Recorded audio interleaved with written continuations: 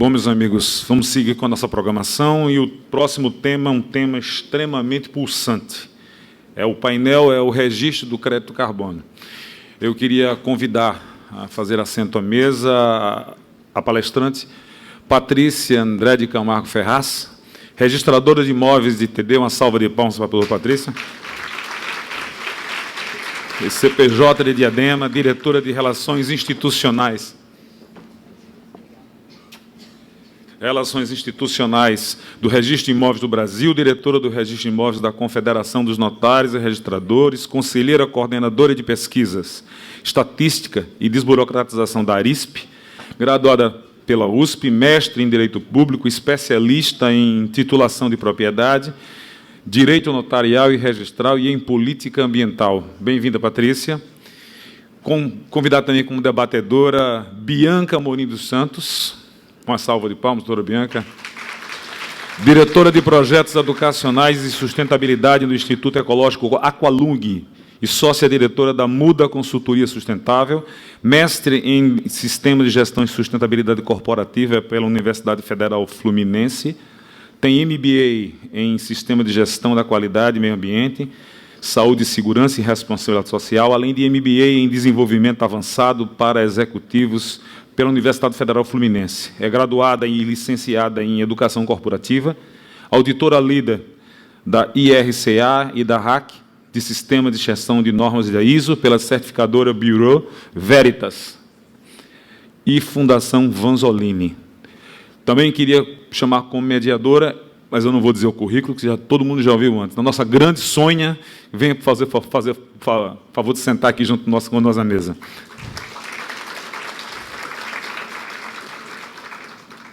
Bom dia a todos.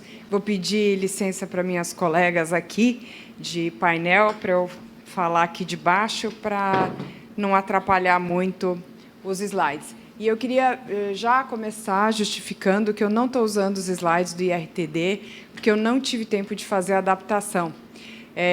Eu tenho falado sobre créditos de carbono em alguns eventos da nossa atividade do extrajudicial, ora para tabeliões de notas, ora para registradores de imóveis, ora para registradores de títulos e documentos, como agora, e, às vezes, em eventos, as primeiras palestras que eu fiz sobre esse tempo foram em eventos promovidos pela Noreg BR e pela Confederação. Então, eu resolvi fazer uma só, que acabou servindo para o último evento do IRIB, e eu vou apresentar aqui para vocês. Eu agradeço muitíssimo o convite que me foi feito pelo Rainei e pela Sônia, e cumprimento aqui todos os colegas do Registro de Títulos e Documentos, na pessoa do nosso querido presidente eterno, Rogério Bacelar, que foi a pessoa que começou a cuidar desse tema de créditos de carbono, trouxe esse tema para dentro do extrajudicial, e acabou, por uma coincidência feliz, para mim, esse tema sendo escolhido por mim como objeto de estudo do meu doutoramento. E eu queria começar aqui falando com vocês. Obrigada.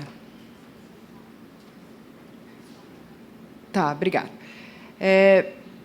Eu ia passar esse vídeo aqui para vocês, mas eu não vou, porque a gente está aqui em Maceió, num dia maravilhoso, ensolarado, e eu não quero que nenhum de vocês saia daqui deprimido. Todas as vezes que eu falo desse assunto de créditos de carbono, eu acredito que a gente precisa primeiro se situar no tema créditos de carbono ou no tema crise climática, mudança climática, porque senão a gente não vai estar sabendo qual a função dos créditos de carbono, para que eles servem, se a gente não entender qual que é a questão da crise climática. Então, eu não vou passar esse vídeo para vocês, que, para mim, é a melhor síntese dos episódios mais catastróficos que ocorreram em 2024 e que trazem um cenário mais real e mais próximo da gente, para mostrar que a crise climática não é uma coisa da esquerda, não é um invencionismo contrário ao desenvolvimento do Brasil ou de outros países em desenvolvimento, mas que é uma realidade triste, perigosa, que está aí a nossa porta, né, a janela de todos nós. E eu acho que isso é importante tratar dessa questão preliminar, para falar um pouquinho da mudança climática, porque, senão a gente, efetivamente, eu, quando comecei a estudar esse assunto, eu não entendia nada de mudança climática. Hoje, acho que eu entendo menos ainda, porque é uma multiplicidade de coisas, de fatores. Mas eu queria passar para vocês um pouquinho do que eu pude absorver depois de ler milhares e milhares de páginas de relatórios científicos de uma parte do compêndio de artigos que foram produzidos pelo painel intergovernamental de mudanças climáticas da ONU. E eu queria dizer para vocês o seguinte: alguém aqui sabe o que é a mudança climática? Quem não sabe, levanta a mão, sem medo. Mais alguém? Alguém sabe como a mudança climática é impactada por conta do aquecimento global? Ninguém sabe? Posso pular essa parte, então? Não? Então, tá bom. Não vou falar nada técnico para vocês, eu vou usar uma metáfora que é mais fácil para a gente entender como funcionam os gases de efeito estufa na atmosfera e o aquecimento global. E, se tiver alguém mais habilitado que eu aqui na plateia, eu peço que me corrija, ok? É o seguinte, vamos imaginar que eu sou convidada pela Sônia para vir aqui, mas eu não sou a Patrícia Ferraz. Vamos imaginar que eu sou uma popstar de palestras por extrajudicial e todo mundo quer me ouvir falar. Só que eu tenho que entrar, fazer minha palestra, tirar selfies com as minhas colegas aqui de palco, tirar selfie com quem quiser, e em 1 hora eu tenho que estar fora aqui do auditório. Ok? Tudo bem? Então, imagine o seguinte, se houver 2, 3 pessoas só no auditório, apesar de eu ser popstar, qual a chance de eu entrar, tirar selfie com quem quiser, dar minha palestra e sair em 1 hora? Grande, certo? Agora, se o auditório estiver cheio para 300 pessoas, qual a chance de eu entrar, fazer minha palestra, tirar selfie com quem quiser e sair em 1 hora? Menor. Bem difícil. Agora, imagina o seguinte, se ao invés de as 300 pessoas do auditório, se entrarem mais 1000 pessoas no auditório, qual a minha chance de entrar, fazer a palestra, e não preciso nem tirar selfie, e sair do auditório em 1 hora? Quase impossível, não é? Então, a minha metáfora é a seguinte: o palco é a Terra, eu sou a luz do Sol, a audiência são os gases de efeito estufa, e da porta para fora a gente tem o espaço. Como que funciona o aquecimento global? A luz do Sol tem um tempo para entrar na atmosfera, bater na crosta terrestre e voltar para o espaço, de modo que haja um equilíbrio térmico na atmosfera e que propicia a vida no planeta. O que os gases de efeito estufa fazem? Eles bloqueiam a passagem da luz solar e, portanto, a saída da energia solar da atmosfera. E se a energia não sai da atmosfera, o que acontece? Isso aqui fica mais quente. Quando você tem acúmulo de gases de efeito estufa, e é o que a gente está vivendo, porque as florestas estão sendo devastadas, a capacidade de absorção, por exemplo, de dióxido de carbono diminui drasticamente, a temperatura aumenta. Por quê? Porque se você tem menos retirada de gases de efeito estufa, de dióxido de carbono da atmosfera, a energia solar tem menos condição, demora muito mais tempo para sair da atmosfera terrestre para o espaço e, portanto, a gente fica com o solo e a atmosfera muito mais aquecidas. Deu para entender? Ok? Faz algum sentido para vocês? Bom, por que essa introduçãozinha é importante? Para a gente entender que a importância da absorção de dióxido de carbono, CO2, da atmosfera, super bem feita pelos processos de fotossíntese, pelos vegetais em geral, árvores inclusive. Mas a gente também precisa entender que, além do dióxido de carbono, que é um dos gases de efeito estufa, há outros na atmosfera. e que toda atividade do ser humano, tecnicamente as atividades antrópicas, todas elas emitem gases de efeito estufa. Então, enquanto eu estou falando aqui para vocês, enquanto nós estamos aqui nesse auditório, nós estamos emitindo dióxido de carbono. A gente não vai parar de respirar, mas a gente precisa ter essa consciência de que toda e qualquer atividade antrópica produz gases de efeito estufa.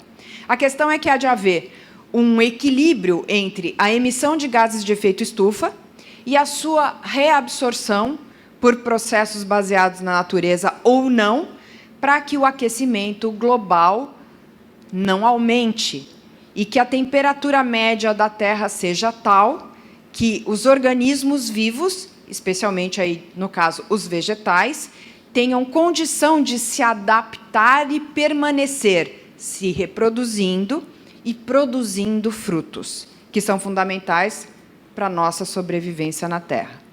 Não existe nada que a gente absorva e coma, nada que não venha da terra. Ah, mas e o boi? O boi come o que vem da terra. Há um outro problema. O uso de agrotóxicos e de insumos químicos produz gases de efeito estufa que podem ser até 16.700 vezes mais negativos para o aquecimento global do que o próprio dióxido de carbono.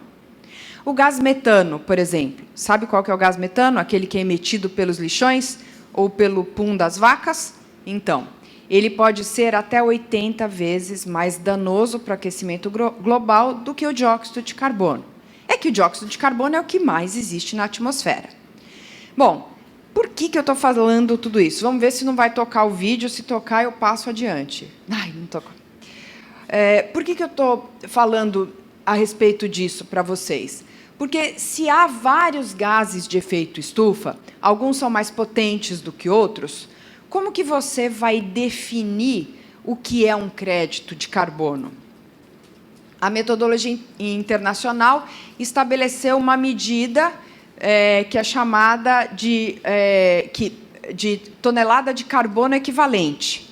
Então, se um dióxido de carbono tem um peso no aquecimento global X e um resíduo da atividade agropecuária tem um peso 16.700 vezes maior, uma tonelada de dióxido de carbono equivalente, quando a gente trata de dióxido de carbono, tem um peso, e desse produto ao qual eu me refiro, cujo nome eu não me lembro, vai ser 16.700 vai ser dividido por 16.700 vezes. Então, o peso equivalente dele é menor, mas o potencial dele negativo para o meio ambiente é equivalente ao de uma tonelada de dióxido de carbono.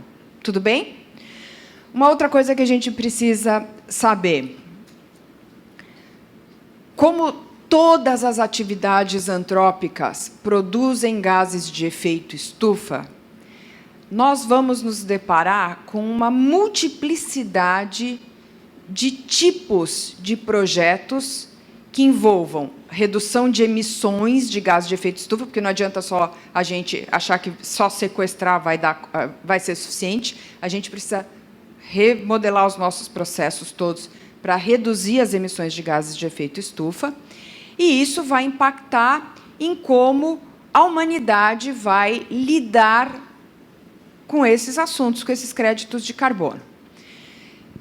E eu queria dizer para vocês o seguinte, quando eu me preocupo, eu, Patrícia, CPF, falo de créditos de carbono, eu não trago aqui para vocês, em primeiro lugar, a preocupação com emolumentos, ativos financeiros, rentabilidade de bolsas ou negócios. Porque os créditos de carbono, a motivação da criação dos créditos de carbono foi propiciar, lá no protocolo de Quioto, por movimentação, especialmente do Brasil, propiciar meios, um instrumento de mercado, uma ferramenta de mercado, para obtenção de recursos, para financiar projetos para redução de emissões de gases de efeito estufa e para captura de gases de efeito estufa da atmosfera. Ou até mesmo, antes de ser lançado na atmosfera, dentro de processos produtivos, como, por exemplo, da extração de petróleo. E eu falo isso, dessa minha preocupação, porque hoje o modo como o tema tem sido levado no mundo, e no Brasil especialmente, o foco não está no motivo e na finalidade, está no meio, que é a obtenção de recursos. Mas não a obtenção de recursos para projetos fiáveis que garantam a sobrevivência da humanidade, mas para ganhos de quem estiver à frente do tema, lá nas bolsas de valores, ou nesses projetos fajutos que existem por aí, e que envolvem um monte de fraudes ambientais, falsos ambientais, que a gente pode chamar de operações de greenwashing. Tudo bem? O que eu queria destacar aqui para vocês? Estão vendo essa foto linda? Não é bonita a foto? É lindo, né? Florzinha cor-de-rosa, branquinha. Mas essa foto, na verdade, é aterrorizante. Sabe de onde é essa foto? Olha lá no fundo. Isso é uma geleira na Antártida. Vocês conseguiriam imaginar, há 30 anos atrás, que na Antártida a gente fosse ver flores? Essa é uma das fotos, apesar de bonita, romântica, mais dramáticas da representação do aquecimento global. Porque a Terra está aquecendo tanto que a gente começa a ter flores na Antártida. Nós temos, no seu próprio CNJ tem lá uma Agenda 2030, a ONU tem uma Agenda 2030, bastante gente fala da Agenda 2030, mas no Brasil muito pouca gente sabe por que a Agenda 2030 é tão falada. E eu descobri quando fui estudar a questão da crise climática e os trabalhos da ONU. A Agenda 2030 ela é tão preocupante, ela é tão importante porque o painel intergovernamental de mudanças climáticas da ONU, por conta de todos esses estudos que estão sendo feitos e pelos relatórios que ele publica, sintetizando esses estudos, projeta para a década de 2030, daqui 5 anos, uma série de catástrofes capazes de extinguir em massa a população humana na Terra. Tem um monte de gente que não acredita nisso. Meu amigo Paulo Rego, inclusive, debateu longamente isso comigo anteontem. Tem gente que não acredita nisso. Eu vou dizer para vocês, eu não tenho conhecimento suficiente para dizer se isso é real ou não, se isso é fruto de trabalhos ideologizados da ONU capturada pelo pessoal de esquerda. Mas eu vivo todos os dias vendo notícias aqui e acolá de catástrofes climáticas que a gente não via. Eu, em 30 anos, nunca vi o Rio Grande do Sul ser inundado, Valência ser devastada, o Belo Horizonte ficar 172 dias sem chuva. Nunca vi a Amazônia queimando como está, Brasília tomada pela fumaça, 18% do Pantanal em chamas, o Rio Negro secando. Então, para mim, isso são evidências, para mim, não estou nem falando o que eu ouço na televisão, para mim isso são evidências de que o assunto é sério, de que o que a ONU projetou está se antecipando e que a gente precisa tomar medidas rapidamente. E, estudando essa questão dos créditos de carbono, eu me deparei com esses alertas que são feitos pelo MAP Biomas. Esses mapas são fantásticos, eu coloquei aqui algumas telas para vocês, depois eu posso disponibilizar, Sônia, para você divulgar, porque é muita informação. Esse quadro tem 200 mil informações. Dentro daquele checklist de como fazer uma apresentação, esses mapas estão totalmente fora, porque tem informação demais. Mas o que eu quero destacar para vocês? Todos esses pontos vermelhos são pontos de desmatamentos na região amazônica e no Cerrado. E olhem o que aconteceu em 2023. Quantos focos de incêndio e de desmatamento nós tivemos no Brasil? A gente vê ali o Acre, com muita coisa, Roraima, as margens do Rio Amazonas sendo completamente incendiadas, a região do Mato Piba com muito incêndio. Mas eu devo dizer para vocês o seguinte, que de 2023 para esse ano, houve uma diminuição no desmatamento por conta de, felizmente, o governo federal passar a intensificar todos os trabalhos de fiscalização que foram abandonados no governo Bolsonaro. Então, por conta disso, a gente teve uma redução. Mas a situação já estava tão dramática que qualquer palito de fósforo jogado causava incêndio, além das questões dos incêndios criminosos. E hoje o que a gente vê é isso. Ali na região do Mato Piba, se a gente compara com o restante do Brasil, a gente vê que, apesar de ter havido uma diminuição do desmatamento em 62% do ano passado para cá, no Mato Grosso a gente teve um aumento de 59% do Mato Piba. Não é por acaso, portanto, que a gente tem vivido o que a gente viveu em 2024. Muito bem. E como é que a gente fica nisso, né? Qual que é a do Brasil? Mesmo com todos esses desmatamentos, o Brasil ele tem uma posição estratégica, porque, ainda com os desmatamentos, nós temos o maior número de florestas tropicais do planeta. Os maiores detentores de florestas tropicais são os países do BRIC, Brasil, Indonésia e República Democrática do Congo. A maior parte está no Brasil. E também o Brasil é o maior detentor de áreas desmatáveis com capacidade de reflorestamento. Ou seja, a gente tem uma importância estratégica, política, para o enfrentamento da crise climática muito privilegiada. A gente precisa saber como fazer isso, né? Como aproveitar isso para o país. Mas a crise climática ela traz desafios para a sobrevivência da humanidade e, ainda que não seja isso, ela traz desafios econômicos. A gente sabe que existe uma demanda grande por práticas sustentáveis, que as políticas ESG nas empresas, em tudo que é canto, têm aumentado. Mas a gente também precisa lembrar que a Europa aprovou, no ano passado, o Pacto Verde Europeu, que é um compêndio que alterou 1.500 diplomas legislativos na Europa no prazo recorde de 1 ano e meio. Para vocês terem ideia, sabe quanto tempo, em média, a comunidade europeia demora para alterar um diploma legal da comunidade? 3 anos. Foram 1.500 em 1 ano e meio. Então, eu acho que tem uma crise climática por aí, porque senão os europeus não iam estar correndo feito loucos com isso.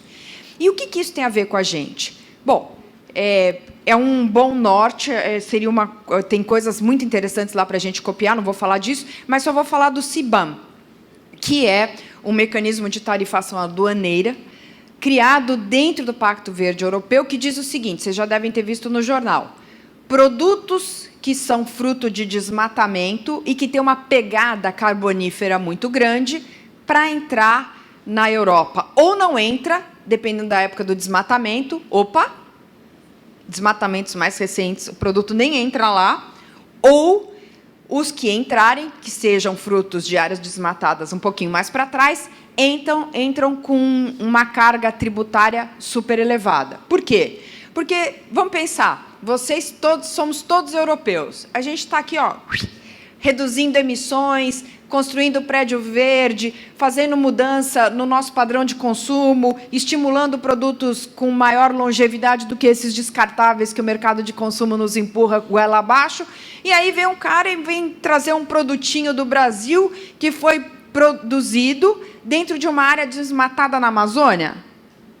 Vocês iam querer, se vocês fossem europeus? Então, eles não querem. E aí, esse é um risco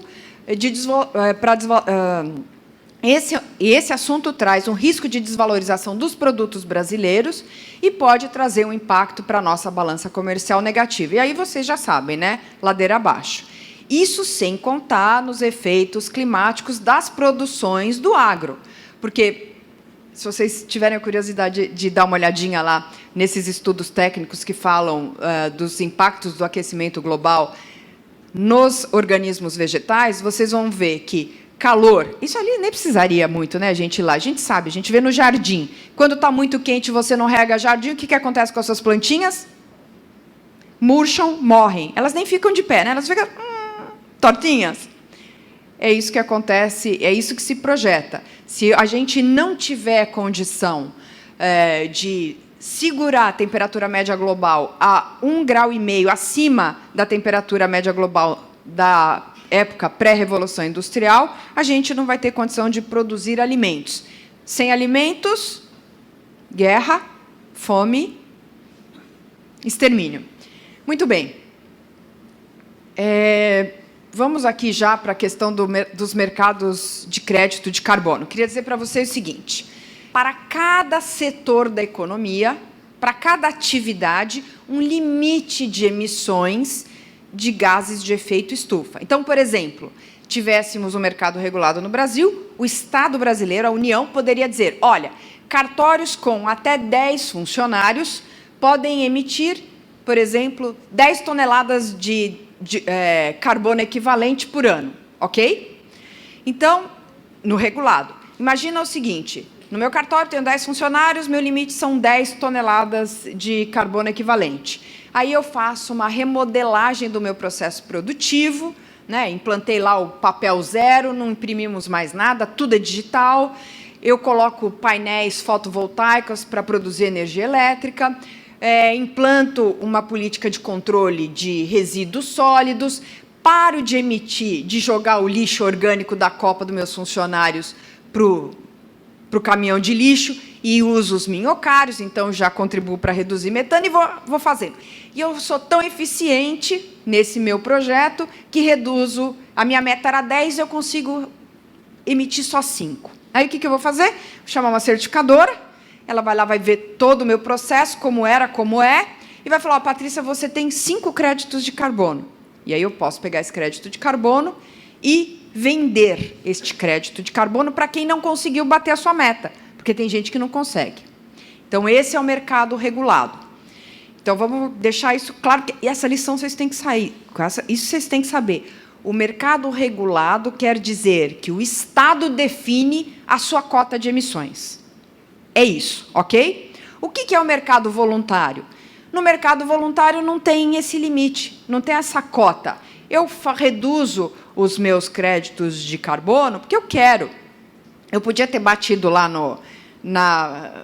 uma meta X, já bati, ainda quero mais. Ou então, eu nem faço parte de um setor, vamos supor que o governo federal esqueça dos cartórios, mas eu estou preocupada com a crise climática, eu quero contribuir. Então, eu gero créditos de carbono pela remodelagem da minha atividade, vou lá, compro uma área que era uma fazenda pecuária e mando bala num projeto de reflorestamento com espécies nativas, crédito de carbono. Então, no mercado voluntário, o mercado voluntário não quer dizer que ele não deva ter regras. O mercado voluntário significa que não existe aquela régua fixada pelo governo federal, ok?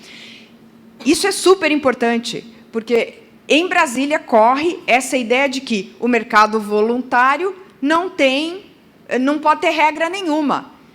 Quem traz essa retórica são, basicamente, os seguintes setores. Primeiro, quem está fazendo operações de greenwashing e não quer regulação nenhuma, deixa eu fazer o que eu quiser, porque o meu negócio é ganhar dinheiro, estou pouco me lixando com crise climática e populações tradicionais que trabalham lá e com a sua cultura mantém a floresta. E quem quer ganhar dinheiro com isso, independentemente dos projetos, porque está fazendo intermediações ou registro desses créditos de carbono fajuto. Essas características do mercado voluntário, que está agraçando no Brasil, ele ainda tem um outro problema, que muitos projetos são desenvolvidos em áreas ou irregulares ou em áreas públicas, às vezes irregularmente ocupadas. E, às vezes, os projetos nem estão lá implantados. A gente poderia ficar aqui assim, uns 3 dias falando das irregularidades dos projetos. Assim, 3 dias para falar pouco. Então, tem projeto que não existe, imóvel que não existe, eu falo que a área é minha e a área é de outra pessoa, e assim por diante. Ou então, eu chego numa área, falo, por exemplo, como fizeram na China.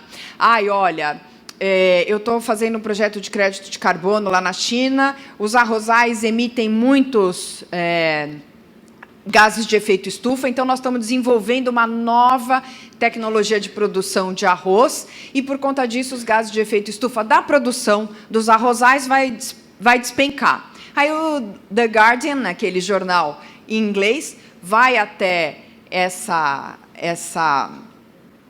comunidades com uma certificação da maior certificadora de crédito de carbono do mundo, e o que eles descobrem?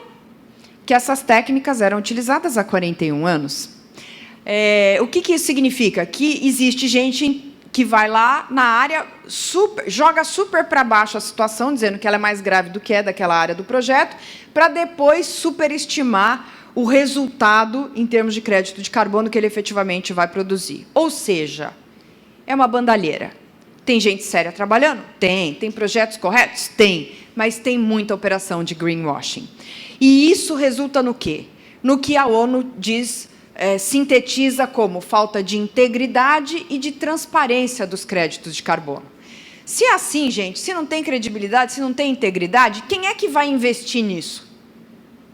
Qual a chance dessa ferramenta de mercado ser utilizada adequadamente e financiar os projetos que a gente precisa para a manutenção das florestas, para que elas não sejam derrubadas diante da primeira oferta do primeiro sojeiro que aparecer e oferecer uma grana para o dono daquela área que tem uma floresta? Como que a gente vai fazer para que as pessoas tenham incentivos econômicos para cuidar das florestas, para que elas permaneçam em pé? É disso que a gente trata quando falamos de créditos de carbono. Mas nem tudo são chuvas e trovoadas, né? O Brasil tem várias frentes para trabalhar com créditos de carbono. Tem a parte do reflorestamento, do manejo florestal, a preservação das florestas, a recuperação de áreas degradadas, o uso racional do solo com revisão dos processos produtivos e práticas de agricultura que sejam mais sustentáveis, como, por exemplo, aquelas com produções sintrópicas ou utilização de bioinsumos. Então, a gente tem muita coisa para fazer, muitos projetos que podem envolver o agro, inclusive. E isso vai gerar divisas para o Brasil, vai gerar recursos para as comunidades tradicionais que vivem das florestas e que mantêm as florestas, para que elas tratem de manter essas florestas de pé. Bom, aí chegamos aqui no extrajudicial. A primeira dificuldade que eu tive quando eu estudei esse assunto foi discriminar como que o extrajudicial poderia contribuir com a questão dos créditos de carbono. E aí, para isso, quando a gente trabalha com direito, a gente começa a classificar tudo, né? Mas era inevitável uma classificação, porque nem tudo me parecia que era o caso de ir para o registro de imóveis, porque se todas as atividades do ser humano resultam em produção de gases de efeito estufa, não necessariamente tudo tem a ver com imóveis. Então, floresta tem a ver com imóvel, não é? Porque a floresta não sai de lá. Lixão, por exemplo, tem a ver com imóvel, porque o lixão não sai dali. Se eu for mudar uma atividade produtiva de uma fazenda, a fazenda também não muda de lugar. Então, essas coisas, né, essas atividades, todas essas que você tem atividades relacionadas à terra ou com coisas que não vão sair daquele imóvel, me pareceu que merecia ser classificado como crédito de carbono imobiliário. E dentro dos créditos de carbono imobiliário, quando você estiver falando de floresta, aí o crédito de carbono recebe, na minha classificação, o nome de crédito de carbono florestal. O resto eu chamo de crédito de carbono estrito sensu. Então, lembra aquele exemplo que eu dei lá do meu cartório? Essas atividades de remodelagem da minha atividade, que não tem a ver com imóvel, para mim, é crédito de carbono estrito sensu, que vai registrar no registro de títulos e documentos. Os imobiliários e os florestais, por pertinência temática, no registro de imóveis. Pegando um gancho na palestra do Carlos Elias, no registro de imóveis o que tem a ver com o imóvel, indissociavelmente, o residual para os títulos e documentos. Acho que é uma forma mais simples de entender. Ontem uma colega do Pará me fez uma pergunta inteligente. Ah, mas se eu tenho uma empresa do agronegócio que trabalha com manejo florestal e eu mudo meu processo produtivo, é RTD ou RI? O que vocês acham? A pergunta dela é boa. RI. Por quê? Porque não está falando de manejo florestal? Não está falando de floresta? Não está vinculado ao imóvel? RI. Se eu falar de qualquer outra atividade que não está vinculada ao imóvel, para o registro de títulos e documentos. Por que isso? Porque as empresas mudam de lugar.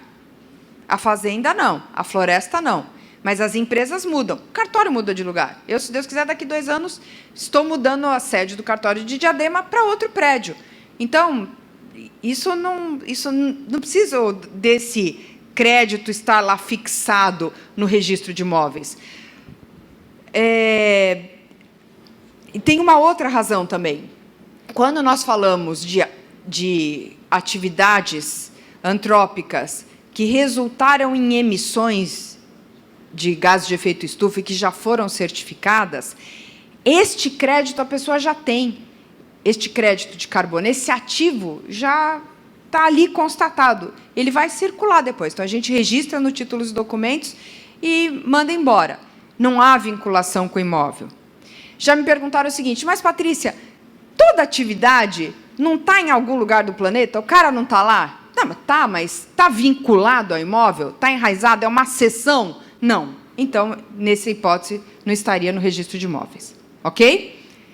Na minha opinião, gente, qual que é a proposta que eu apresentei, portanto, né, que eu acho que seria viável? Como que o extrajudicial, o registro de imóveis, o títulos e documentos, o tabelionato de notas poderiam trabalhar com isso? Eu vou pular aqui a parte do registro de imóveis, porque a gente está falando do registro de títulos e documentos, né, tem uma sistemática do registro de imóveis. Esse aqui, para quem não conhece, é o mapa do registro de imóveis do Brasil, que agora está no ONR, né, Juan?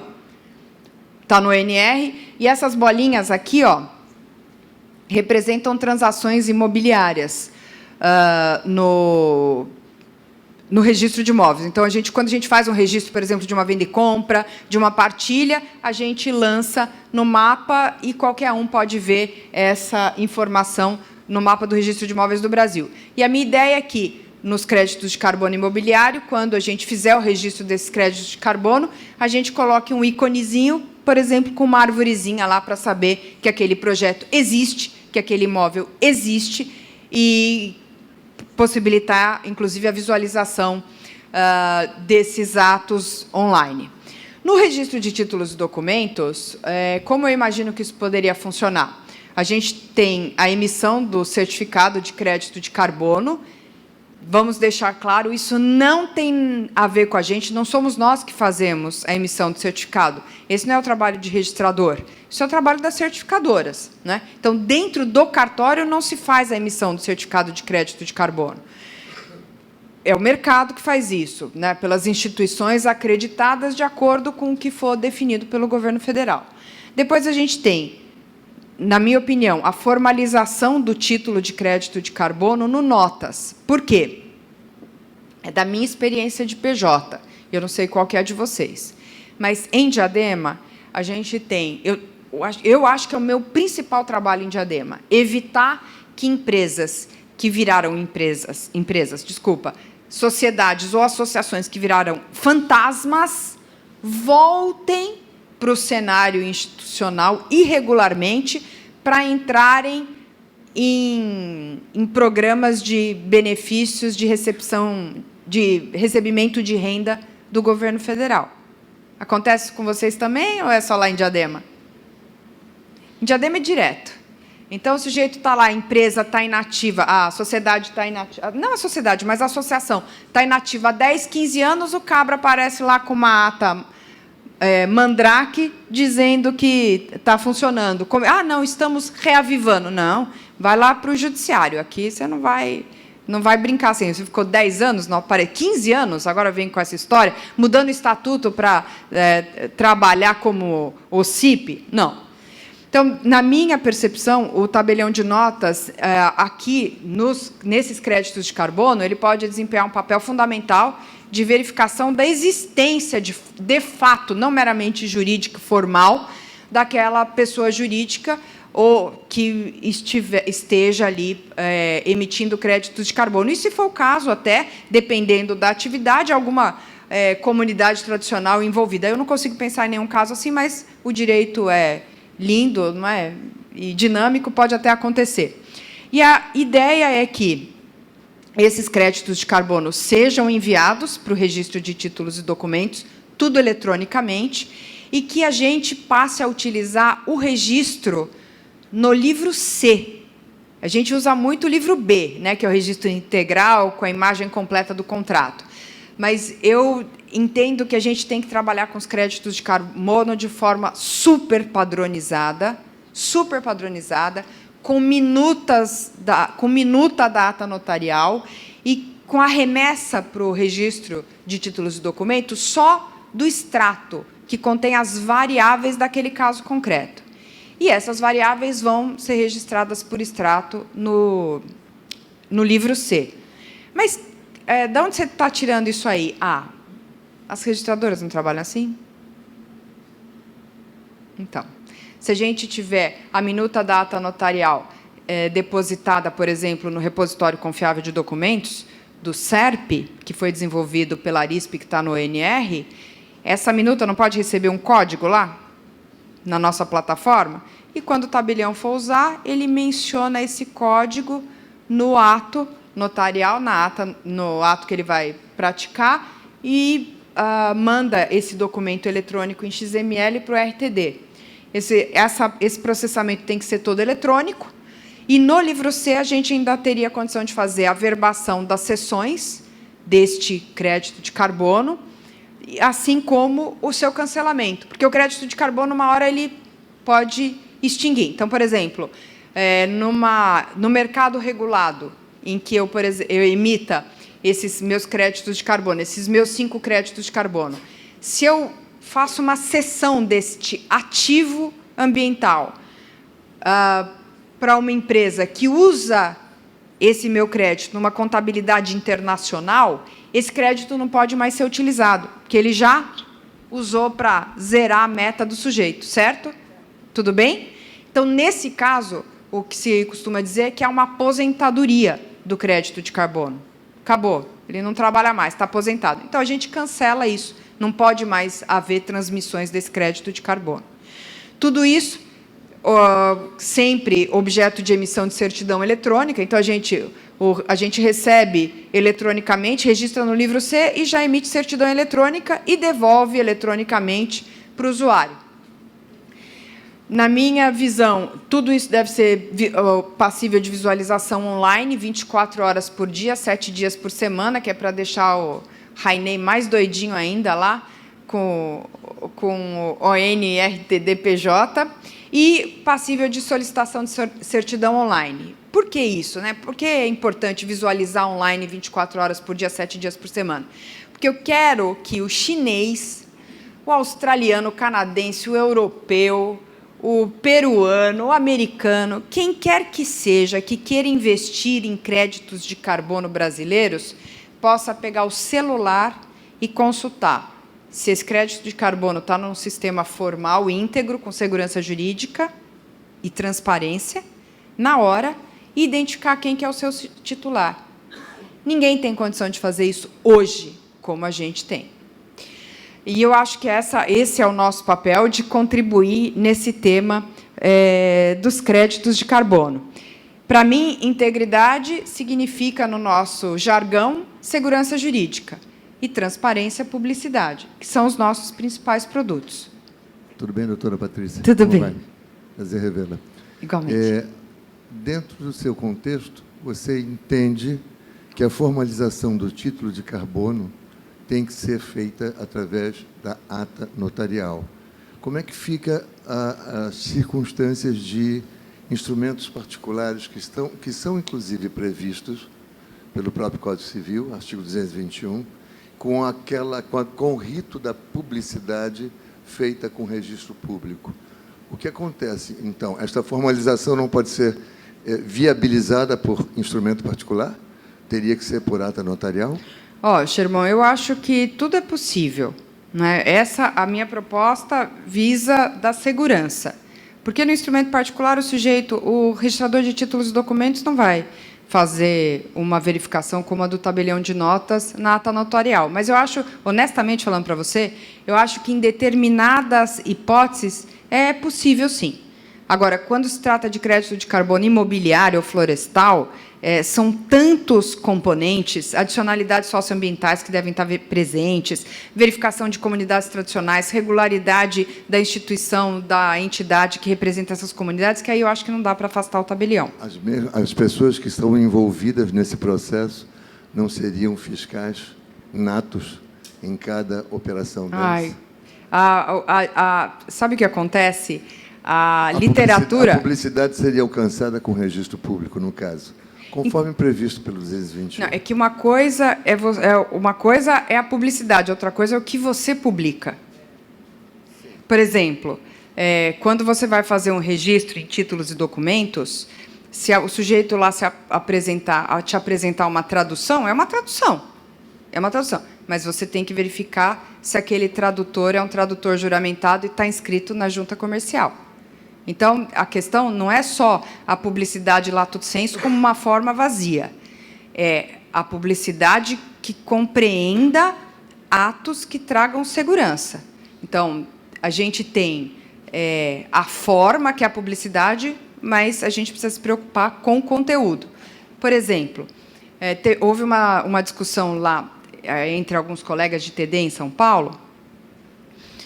Eu não me lembro se eu que provoquei. Eu provoquei, porque um funcionário meu falou, olha, eu estou lá num grupo de escreventes e todos eles falam que só você que pede reconhecimento de firma do tabelião, do tradutor público.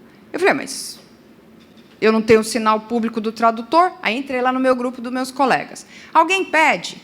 Aí eu assumo que é. Eu falei assim, não, eu sei que o tradutor está inscrito na junta, mas eu não sei se o sujeito que assinou é o tradutor. Como é que eu vou saber? Só se alguém me disser que ele é. Ou ele vai depositar o sinal público dele aqui comigo, ou o tabelião de notas vai reconhecer firme e vai dizer que ele é ele. Então, é o tradutor? Pode até ser o tradutor público, mas eu não sei. Como é que eu vou ter essa segurança? É assim, uma coisa, então, volto a dizer, uma coisa é a casca, a forma, que é a publicidade, a outra coisa é o conteúdo do que está sendo divulgado. E Sherman, essa sua pergunta é ótima, porque a gente vai bater de novo, vai bater lá direto na B3, por exemplo, que tem feito registros de crédito de carbono.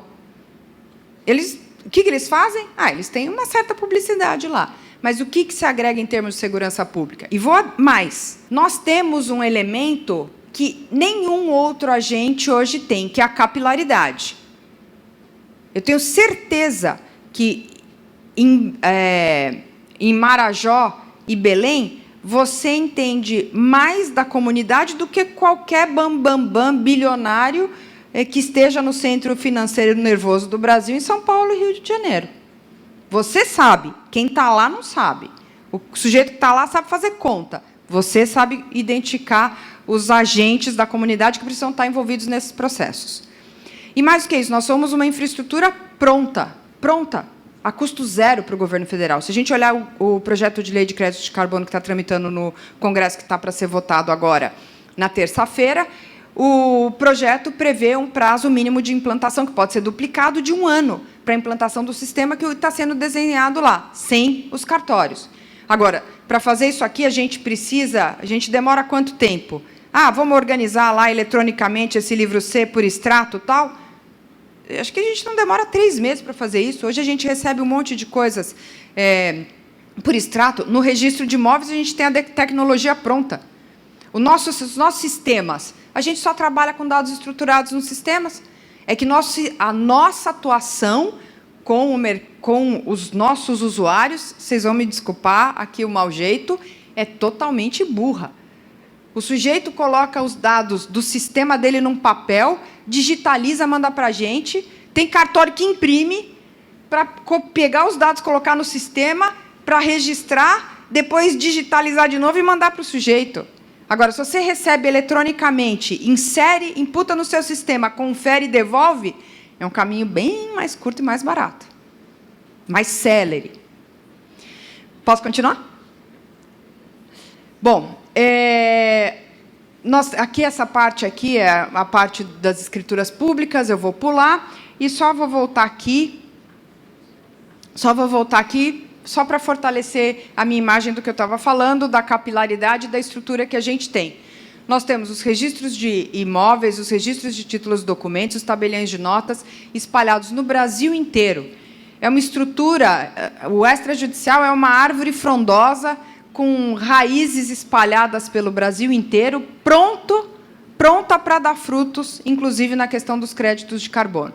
Não existe por que não utilizar isso, né? A gente tem um arranjo institucional forte, a fiscalização pelo Poder Judiciário, estabilidade de valores que não variam conforme a nossa vontade, isso às vezes também não é bom, mas para o usuário é maravilhoso, porque é tudo fixado em tabela pelo Poder Legislativo, e, como eu disse, com custo zero para o governo federal e possibilidade de acesso universal a esses dados todos.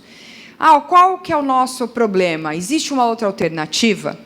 O mercado tem falado na utilização da CPR verde como alternativa aos registros, à formalização por escritura pública e aos registros no registro de imóveis e no títulos e documentos. E, por força de alteração da lei da CPR, que depois foi, né, pela lei do agro, que teve ainda, a CPR verde teve escopo super ampliado nesse decreto, o 10828, que, a pretexto de regulamentar a emissão da CPR verde, não regulamentou nada e falou, CPR verde faz crédito de carbono e o que vocês quiserem. E aí, só para nos dar aqui um pouco de argumento, e antes de falar disso, quero destacar minha imagem linda de greenwashing da CPR verde, que é um brócolis pintado com uma tinta verde, e fazer essa comparação aqui com vocês, entre escritura e registro e CPR verde. Capilaridade, a gente empata. Às vezes, talvez até a CPR verde possa, na emissão do título, ganhar um pouquinho da gente, porque qualquer um pode emitir CPR. Qualquer um. É um título unilateral. Só que ela pode ganhar na capilaridade ou empatar com a gente, mas perde em todos os outros itens. Para começar, porque não é um documento expedido por um agente imparcial. Não tem um validador oficial, como o registrador ou o tabelião de notas. Ele não tem um custo controlado. As registradoras colocam o valor de registro que eles quiserem. Não tem a fiscalização do Poder Judiciário, nem a transparência que a gente oferece. Também não tem o controle e que proporcione segurança jurídica como nós. E, muito importante, não tem controle de unitariedade e de continuidade que nós temos condições de oferecer, porque é isso que a gente faz todo dia. O registro de imóveis até mais do que o registro de títulos e documentos. Mas o registro de títulos e documentos também tem esse potencial de fazer o controle de unitariedade e continuidade de crédito de carbono. O que eu quero dizer com isso? Imagina que eu emita um crédito de carbono, vai uma certificadora, me dá um crédito de carbono. Eu tenho esse certificado, vou lá, vendo para a Sônia. Aí eu posso muito bem chamar uma outra certificadora, emito um outro certificado, mesma coisa, e vendo para o Sherman. Quem é que vai controlar isso, se você não tiver tudo isso numa base única? E essa base única a gente tem no extrajudicial. Mas e o prazo? O prazo a gente dá de lavada, né? Porque no registro de títulos e documentos a gente registra no dia. No registro de imóveis a gente sempre registrou cédula em 3 dias. Agora, qual o prazo de registro das CPRs nas registradoras, depois que eles levaram o serviço da gente? 30 dias. Então, a gente ganha no prazo. E tudo isso, se a gente soma tudo isso, a nossa condição, a nossa capacidade de prevenir operações de greenwashing é muito maior do que créditos de carbono formalizados por CPRs verdes. Bom, vou pular essa parte aqui, porque eu já falei demais. Eu particularmente entendo que, se você registra... tudo pode ser registrado no livro B, mas eu particularmente entendo que a gente deveria trabalhar com minutas padronizadas, depositadas num repositório confiável. E recebe um índice o documento, a minuta recebe um índice, e esse índice, esse código, é mencionado em um dos campos do XML. Então, aí não haveria necessidade disso. Ah, mas se for uma operação super customizada, diferente, aí foge da regra do eletrônico padronizado e da minuta, é claro, e aí pode registrar no livro B. A gente ter esse controle do conteúdo formal, o conteúdo integral da negociação do crédito, até para a base estatística, o controle também da autenticidade. A gente pode ter, né, a gente sempre pode, por até conta pela segurança também, não seria mais interessante a gente também defender isso, não só o registro no livro C, mas também o registro do contrato inteiro no livro B? Olha, a gente pode tudo. A gente precisa saber qual o tamanho da nossa força para conseguir o serviço. E eu vejo muito o registro no livro B como uma porta super aberta. Se o sujeito quiser incrementar o grau de segurança jurídica dele na operação, é óbvio que ele pode registrar no livro B. Ele pode até registrar no livro B do RTD alguma coisa que ele vai registrar obrigatoriamente no livro 3 do registro de imóveis. Mas a minha preocupação é sempre assim, olha, a gente precisa saber até onde a gente vai. E aí, esta questão, né, da força política que a gente tem, aí eu deixo totalmente com as lideranças. Mas, tecnicamente, eu acho que isso já seria um avanço gigante perto do que a gente tem hoje, em termos de mercado, tem falta de controle, publicidade e tudo mais. Porque aí, no caso, deixaria só a formalização do título em notas para as situações imobiliárias. E seria a formalização do contrato, né, do título, o contrato, para a gente registrar. Bom, dispensa, né? Comentários. A sua fala, a sua palestra, o seu conhecimento. E eu queria te falar uma coisa, Patrícia, quando a gente encontra pelo caminho pessoas que não acreditam, eu participei ativamente do problema que aconteceu no Rio Grande do Sul, porque eu tenho um sobrinho que mora lá. E, na época, as pessoas disseram assim, você já leu o projeto Brasil 2040? Falei, não. Baixei o projeto e fui ler. Cenário e alternativas de adaptação à mudança do clima, encomendado em 2014 pela gestão Dilma Rousseff. Composto por vários relatórios, apresenta resultados dramáticos. Elevação do nível do mar, mortes por onda de calor, colapso de hidrelétricas, falta de água no Sudeste, piora a seca no Nordeste e aumenta as chuvas no Sul. Isso foi elaborado em 2014. Quem tiver interesse, leia. Porque, ao ler o relatório, eu vi exatamente o que estava acontecendo no Rio Grande do Sul. Eu peço agora que Bianca explane e agradeço muito a sua explanação, como sempre, de forma competente. Obrigada, Sônia.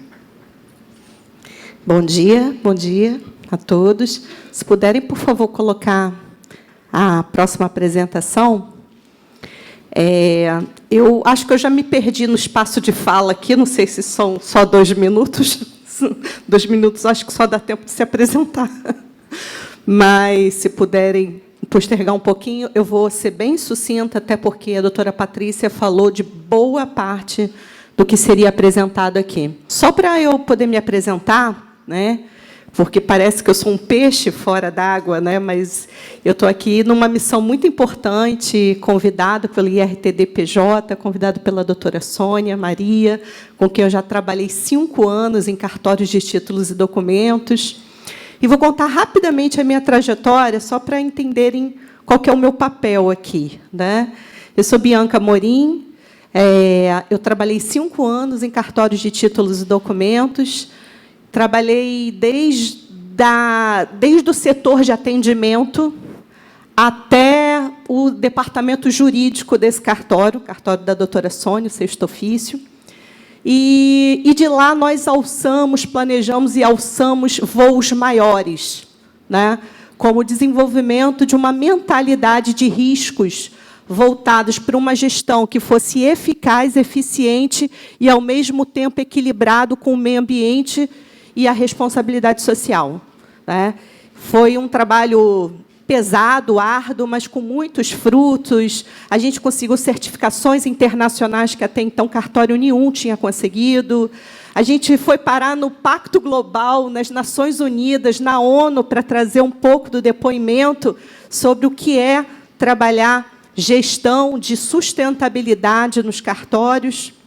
E, com isso, eu cheguei numa etapa que eu queria alçar mais voos, me despedi do cartório, não da Sônia, do cartório, e aí fui trabalhar com sustentabilidade em diferentes perspectivas.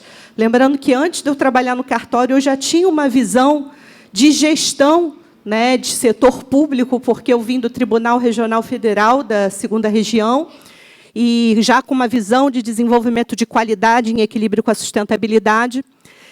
E aí eu fui trabalhar com sustentabilidade em diversos segmentos. Fui convidada para trabalhar numa certificadora, talvez uma das certificadoras mais famosas que vocês conhecem, que é o Bureau Veritas, antigo BVQI.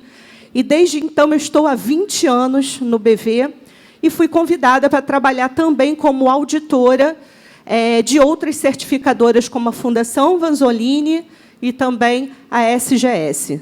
São 3 principais certificadoras que trabalham com todo o processo de certificação de normas de sistemas de gestão e sustentabilidade, que vai desde a norma-mãe, que é a mais famosa, que é a qualidade, ISO 9001, que acho que os senhores devem conhecer melhor, até normas ambientais, como a gestão ambiental da ISO 14001. E, há 5 anos, mais ou menos, entrou o movimento do carbono nas certificadoras. Tá? E, nesse movimento, eu fui estudando esse movimento desde o início. Minha linha sempre foi trabalhar com pesquisa, educação e avaliação de conformidade. Avaliação de conformidade, trabalhando na certificadora, mas comecei a sentir falta da minha linha de pesquisa e na minha linha de educação, que é da onde eu sou formada. E aí, eu, hoje, faço parte do Instituto Ecológico Aqualung. Talvez aqui no Aqualung, talvez aqui no Nordeste, a Aqualung seja bastante conhecido. É um instituto que existe há 30 anos, trabalhando para projetos de pesquisa e desenvolvimento e ciência direcionado para a sustentabilidade.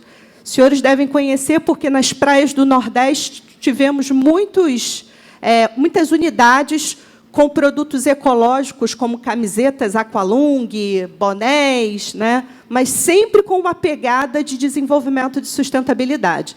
E, obviamente, há 30 anos atrás, se eu estivesse trabalhando na Aqualung, seria trabalho infantil, como os senhores devem ver. Mas, hoje, eu estou assumindo a responsabilidade, assumo a responsabilidade de diretoria de sustentabilidade também do Aqualung. Então, hoje, eu trabalho com tudo que eu amo na vida, com pesquisa, educação e auditorias, avaliação de conformidade. Então, esse é o Instituto Aqualung. Bom, aqui são os nossos movimentos, esses são os nossos parceiros. Nós temos parcerias com instituições dos 3 setores da sociedade, 1º, 2º, 3º setor, Marinha do Brasil, Escoteiros do Mar, Escoteiros do Brasil, Corpo de Bombeiros e uma lista infindável de organizações das quais nós somos parceiras, e aqui alguns dos nossos eventos direcionados para a educação ambiental, pesquisa, desenvolvimento, e aqui estou eu ali no cantinho, promovendo um mutirão de limpeza, que é uma das coisas que eu mais gosto de fazer, que é a educação ambiental. E aqui um pouco dos objetivos, que a doutora Patrícia falou da Agenda 2030, que faz parte da ONU, dos Objetivos de Desenvolvimento Sustentável, pelos quais a gente pode trabalhar com ênfase em sustentabilidade. Então, vou passar agora um pouquinho, só para chegar onde eu quero chegar, dando ensejo às palavras da doutora Patrícia. Eu quero deixar assim só esse quadro aqui importante para dizer que políticas públicas já foram criadas e ainda estão sendo criadas, direcionadas para mudanças climáticas. Tá? Então, a gente vê hoje a Lei 14.904, que estabelece aí diretrizes para a criação de planos de adaptação às mudanças climáticas, a lei estadual, lá no Rio de Janeiro, 5.690, que é importante, que traz a política estadual de mudança do clima e desenvolvimento sustentável, que, infelizmente, nem todos os estados ainda têm. O Rio de Janeiro já evoluiu nisso.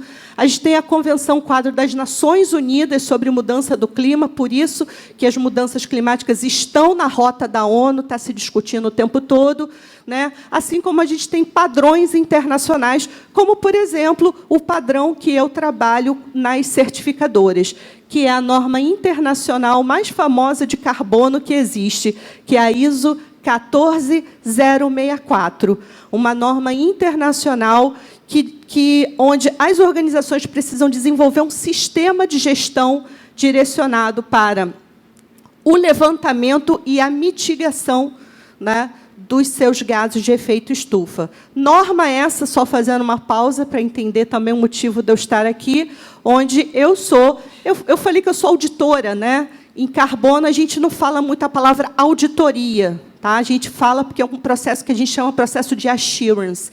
É um processo de verificação de carbono como uma empresa de terceira parte. Então, só entendendo que a doutora Patrícia falou, que ela falou da certificadora, que vai lá para fazer a avaliação da conformidade, eu estou nessa figura representativa, né? Depois que uma organização implementa, né, não só a sua negociação de crédito de carbono, que é o que foi relatado aqui, mas também fala sobre, trabalha todo o processo de gestão, que é um processo que eu quero explicar para os senhores que vêm antes, tá? Eu estou lá, eu e os meus colegas, dezenas, hoje já tem centenas de colegas que são verificadores de carbono, que vão lá para avaliar a conformidade daqueles processos, daquelas práticas. E aí, né, como uma funcionária de cartório, como uma cartorária no sangue, normalmente, quando essas certificadoras já estão lá prestes a certificar, opa, certificamos, vamos conquistar o nosso selo e tudo mais, está tudo certo, acabou por aí, eu viro e falo, não. A meu ver, quer saber minha opinião? Na minha opinião, não.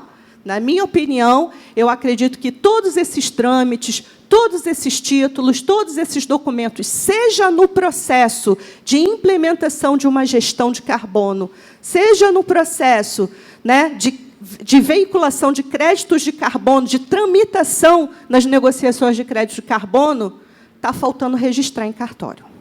Tá? E aí, eu vi as discussões, eu estou aqui, né, assisto tudo, fico sempre, minha cabeça está rodando o tempo todo. E, assim, Bianca, a sua opinião sobre fazer isso por instrumentos públicos ou privado? Para mim, gente, eu acho que tem que ser uma decisão do gestor, né, da pessoa que está ali, né, fazendo esse registro. Por que é uma decisão? Porque eu vou falar para os senhores assim, nos últimos 5 anos, né, vocês terem uma noção, eu fiz uma pesquisa nas certificadoras que eu trabalho, nos últimos 5 anos, a procura por organizações que querem se certificar em carbono, né, aumentou cerca de 120% em 5 anos. Só para saberem, assim, né, o boom que está acontecendo no mercado de certificação. Tá? As certificadoras estão rindo daqui até aqui, né, de tantas empresas que estão se certificando. E aí, eu tomo a premissa de falar, por experiência própria, que, de fato, a gente tem certificadoras muito sérias trabalhando por isso. Por quê? Porque as certificadoras agora começaram a ser auditadas. Auditada por quem, Bianca? Pelo Inmetro. Né? Então, o Inmetro, que é o organismo acreditador das certificadoras, falou assim, olha, vamos acabar com essa bagunça de todo mundo certificar. Parou com isso. Parou com essa brincadeira. E agora não, de 3 anos para cá, as acreditadoras começaram a auditar as certificadoras, justamente para dar, né, mais segurança a esse processo. Por isso, volto a dizer, a importância de registro em títulos e documentos, seja por instrumento público ou particular. Não vou entrar nessa esfera aqui, tá? Porque os senhores sabem muito melhor do que eu. Mas eu estou sempre defendendo isso. Aí, com isso, eu montei um grupo de trabalho, né, um grupo de WhatsApp com a Sônia. Né? No momento que a gente está livre, a gente discute, a gente estuda juntas opções, né, para que os cartórios também possam entrar nesse mercado de certificação, mas entrar de uma forma justa e igualitária para todos. Então, a gente se reúne no momento livre, tipo de 10 da noite às 5 da manhã, que é o tempo livre que a gente tem, né, para ficar falando sobre cartório, discutindo sobre carbono, como que isso pode ser, como não pode ser. E aí eu queria mostrar para os senhores rapidamente aqui, ó. Tem que voltar. Voltei? Não. Passei. Ah, sim. Que a doutora Patrícia falou bastante sobre crédito de carbono, explicou sobre crédito de carbono, e eu só queria acrescentar, complementar a fala da doutora Patrícia, que, além de crédito de carbono, existe um passo inicial. Passo esse que algumas organizações ainda não chegaram em tramitações de crédito de carbono, ainda estão na fase inicial. Bianca, o que é a fase inicial?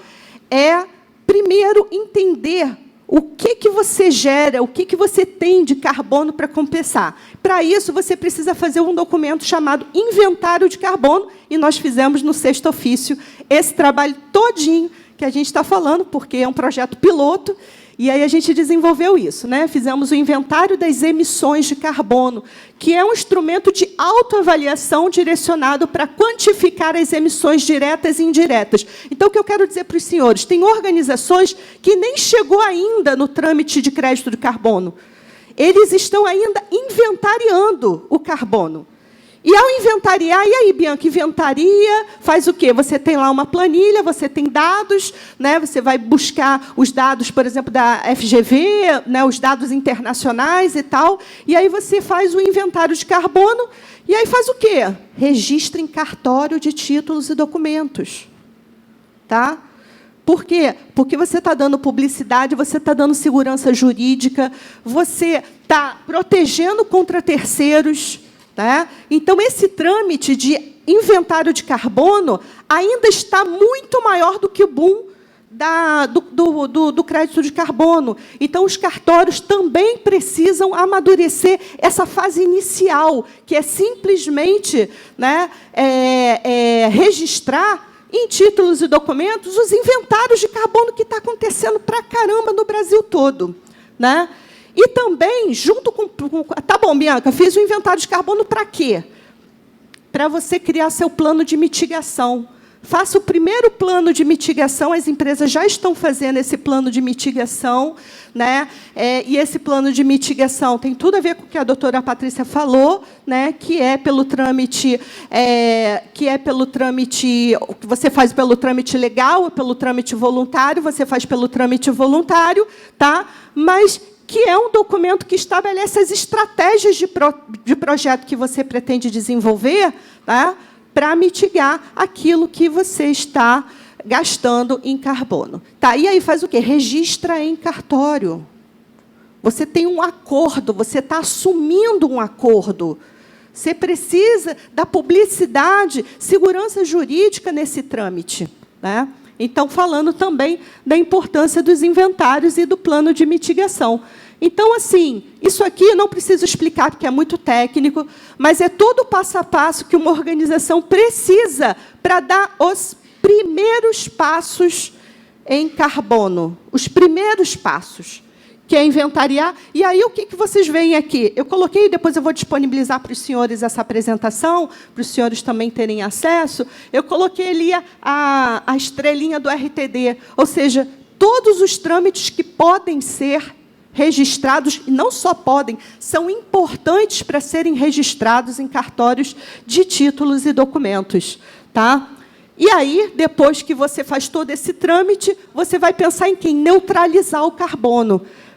Quando você pensa em neutralizar carbono, é importante você estudar, né, dentro de uma organização, o ciclo de vida, né, do processo de inventário de carbono. Assim, eu vou compensar carbono, mas assim, eu preciso entender o ciclo de vida da onde eu gero mais impactos ambientais significativos, porque é aqui que eu vou montar meu projeto de neutralização de carbono.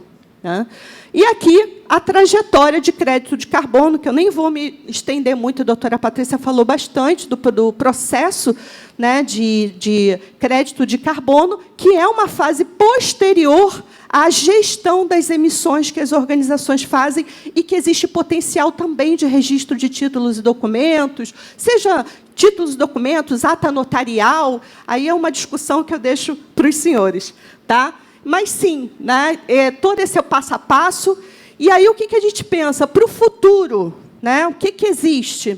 Senhores, existe um projeto de lei, né, chamado PL 182/2024, que está tramitando no Senado. Inclusive, meados desse ano, eu tive lá no Senado, porque eu estava defendendo um outro PL, que é o PL da economia circular do plástico, que também está tramitando já no Senado, já em fase final, com alto índice de aceitabilidade, assim como esse PL também, tá? E que tem tudo a ver com os cartórios, tudo. Então, assim, é para abrir mesmo os olhos dos senhores, para dizer que tem tudo a ver. Por quê? Porque ele está falando sobre projeto de crédito de carbono, pode ser registrado. Ele fala sobre cota brasileira de emissões, que a gente chama de CBE. As cotas é uma negociação de cotas, pode ser registrado. Certificado de redução, de remoção verificada das emissões, também pode ser registrado. E outros certificados também podem ser registrados. Ó, tempo esgotado, está aqui. Tá, senhores? Então, vou só finalizar mostrando qual é a contribuição dos cartórios de títulos e documentos em toda essa abordagem, né? Gente, é a garantia da autenticidade desses trâmites, desses documentos. É a segurança, é promover a segurança jurídica nesses trâmites, nessas negociações, que são super importantes, dar publicidade aos documentos, ter validade contra terceiros e estabilidade nas negociações. Eu tinha o que é mais é o papel socioambiental do cartório inserido em toda essa gestão. Gente, muito obrigada.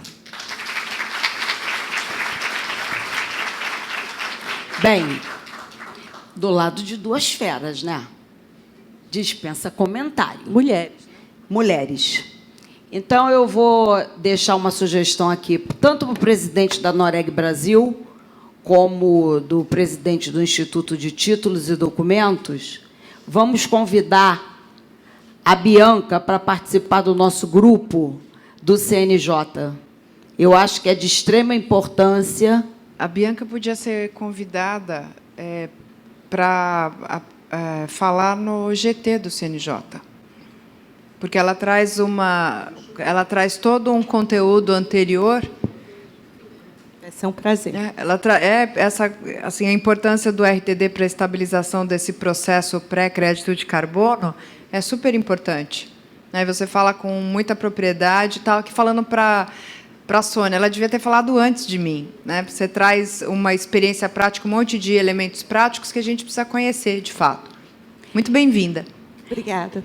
Eu chamei a Bianca, e eu já venho falando da Bianca há muito tempo com o presidente, porque trabalhou comigo 5 anos, eu fundei o Instituto Novo Brasil junto com ela, a gente ia para as comunidades juntas fazer regularização fundiária, posse. Então, eu disse, Bianca, você não trabalha dentro do cartório, mas vai continuar trabalhando comigo. Então, eu queria agradecer tanto a Patrícia, que a cada reunião que a gente faz de carbono, eu aprendo muito com a Patrícia, e a Bianca, que tem a prática, que também me ensina. Então, aqui nessa situação, eu estou, graças a Deus, aprendendo com 2 pessoas altamente competentes. Sugiro a inclusão da Bianca para que a gente possa, efetivamente, fazer o registro de carbono com toda a competência que é peculiar ao registro público. E peço, tanto a Noreg quanto ao Instituto, que promova cursos para que a gente possa capacitar os nossos colegas para que eles possam entender a importância desse trabalho para a gente. Sônia. Muito obrigada.